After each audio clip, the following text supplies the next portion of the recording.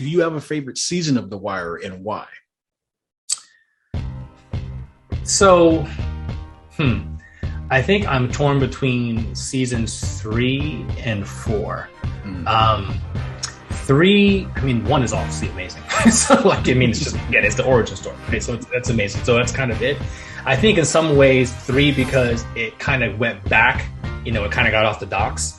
While when I rewatched 2, it wasn't as bad as I originally thought it to be. You know what I mean? Like, it's actually still a very, very good season, you know, Frank Sabaka and all that. But 3 getting back into kind of like the crux of like what 1 was very important to me as well too. But I also like season 4 because that was the kids, right? And that was the introduction of like kind of like their storyline and Michael and all them as well too. And I just was like, wow, like, you know, just kind of starting to see how the show was going to kind of go full circle, if you will, too. And then season 5, and it covers the media and politics and a lot. And all of these things kind of are there throughout the course of all the seasons, if you really think about them. But there was like specific focuses on each season that I thought was really, really poignant. So 3, and I think 3 is when Marlo comes into it as well.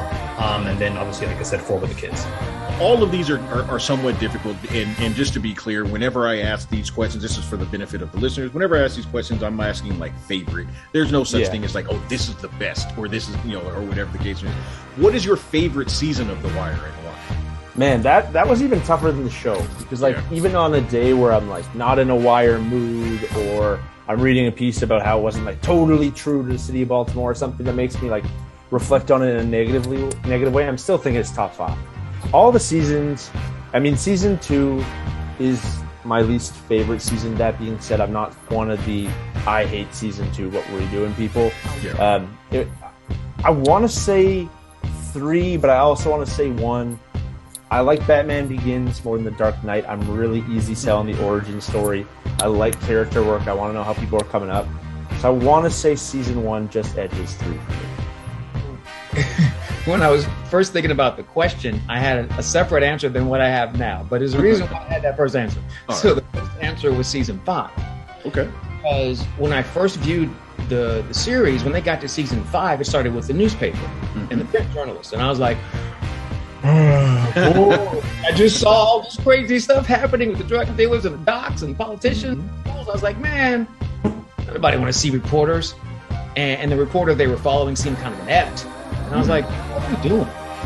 But then he got to that story, and then you saw him open up as a person and a reporter. You saw that story open up. And so initially that was my favorite, because that was the game changer. It just blew my mind that they did that they went so deep. But then upon revisiting everything, man, season 3 is incredible. Yes, it is. Like, everything starts to come together. You start to understand that the cops are playing catch up the whole time. Like whether it's Barksdale or Marlowe, they're way ahead of them all the time, and they have to catch up. And then you see just how mundane their everyday job is. Where I think it's Sergeant Carver has to go back to that same corner every day, mess with those same dudes every day, don't make any busts, right? When they bring that box out again, start taking off those pictures and postcards off the board and put it in the box, and I'm like, that happens every season. Yeah. They put the whole case, and then they have to put it all together, and it's not solved. Put that box on there, like, bang, another one we didn't get. And then for me, by the time you got to season 3, I was able to see, I'm like, oh, I think I see what he's trying to do now. He's just trying to show just kind of how much work is put into this every single day, and how they make these little incremental steps of progress. And then it's like 1 step forward, 2 steps back every single season. So that season 3 for me kind of solidified that whole concept of what they were dealing with, especially as law enforcement, trying to tie that whole thing down. I have season 3, and it's not because I'm on it twice. But I think it shows the dynamic between Avon and Stringer, and the come up of Marlowe, kind of like the whole changing of the guards and the shift. I thought that was very intricate to the whole series. And a lot of people don't give it a lot of love, but season 2 is also kind of up there with me as well, because you kind of get that backstory. Like that Nino Brown, type deal when he was on the stand, like, we're not bringing these things into Harlem. I'm not buying those ships. You know, right? We don't own any ships, so you can kind of see that part, and then you bring in the Greek just to know how high up it goes, but it's also in the politics, and it's also within the police department and the businessmen, the construction. Like it's a whole, it's bigger than or bigger than Avon and Stringer. So I kind of like what season 2 showed with there, even though a lot of people are like, oh, it's boring, that storyline. Like, no, he's taking you through that journey.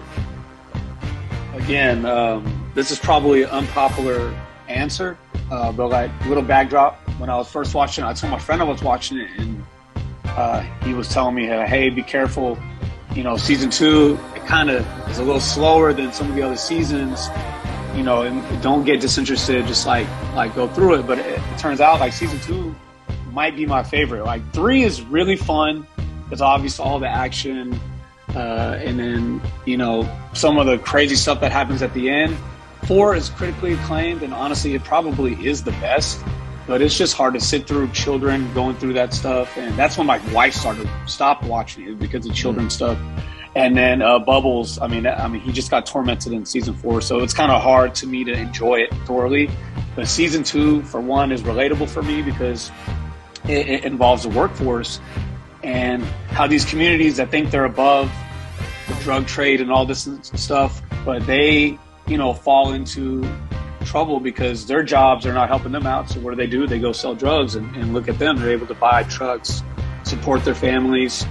And that's kind of relatable because I have, family members that unfortunately had to go through that as well. And since then have come back to a healthy life of just having a regular job and a family life or whatever. But anyways, Frank Sabaka stood out to me by far. I think he was a leader amongst men. He did some things that got his hands dirty, but ultimately he still was a good person.